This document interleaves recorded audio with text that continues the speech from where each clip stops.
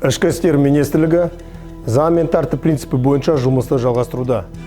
Қарасора жедел профилактикалық іс-шарасы барысында Алматы әуежайында есірткі қылмысына қарсы іс-қимыл қызметкерлері ұлттық қауіпсіздік комитетімен және Жетісу кеден бекетімен бірлесіп Пхукет Алматы рейсімен келген 42 жастағы шетел азаматын ұстады.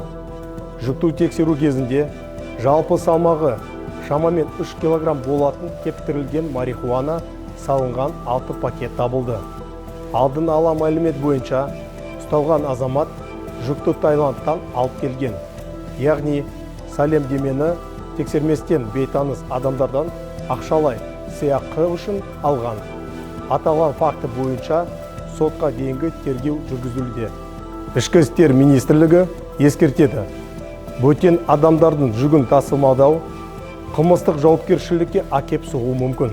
Азаматтарды сақ болуға және есірткі қылмысына қатыспауға шақырамыз.